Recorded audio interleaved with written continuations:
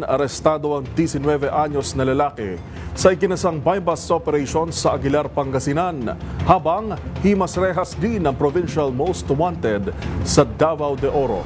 Yan at ang iba pang mga rumarapidong balita mula sa probinsya, hatid ng iba't ibang istasyon sa ilalim ng MBC Media Group.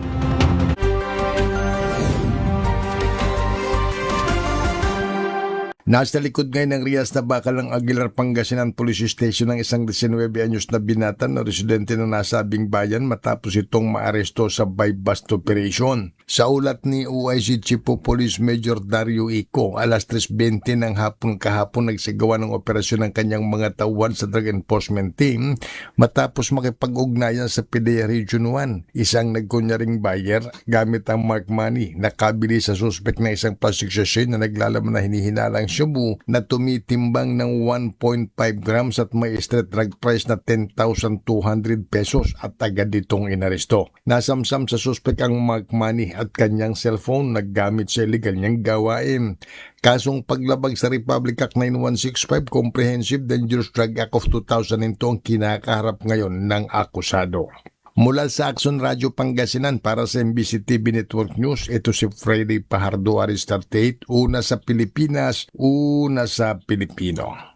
Pinusasa ng ikasyam na most wanted person sa lalawigan ng Davao de Oro matapos ang isinagawang joint operation ng mga otoridad na Marso 23, 2026 sa Barangay Poblasyon. Pinangunahan ang operasyon ng First Davao de Oro Provincial Mobile Force Company kasama ang CIDG Davao de Oro at mga lokal na pulis na nagresulta sa pag-aresto ng 29 anyos na suspek. Dinakip ang suspek batay sa warrant of arrest para sa paglabag sa Section 5A ng Republic Act 9262 o Anti-Violence Against Women and Their Children Act, kung saan walang inirekomendang piyansa ang korte. Nakumpiska sa operasyon ang isang kalibre 45 na baril, magasin, mga bala, holster at isang sasakyan. Itinuturing din ang suspect bilang person of interest sa magkahiwalay na insidente ng pamamaril sa New Bataan at Compostela. Kasalukuyan nasa kustodiya ng CIDG Davao de Oro ang suspect para sa kaukulang proseso at pagsasampa ng kaso. Patuloy naman ang pinaigting na kampanya ng Davao de Oro Police Provincial Office laban sa mga wanted person o pamapanatili ang kapayapaan at kaligtasan ng publiko. Para sa MBC TV Network News, ito si June Suter. Una sa Pilipinas, una sa Pilipino.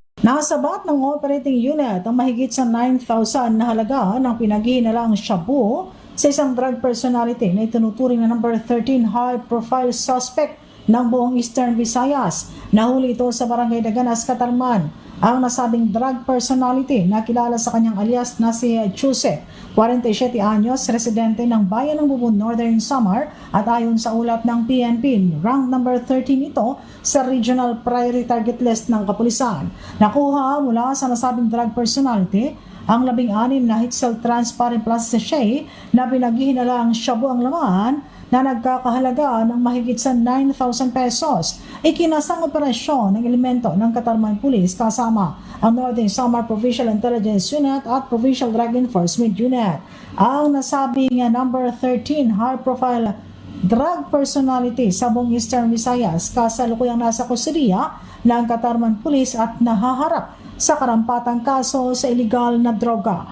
Mula sa NBC TV Network News, RH34, Jane Galit Bantayan ng DZRH. Una sa Pilipinas, una sa Pilipino.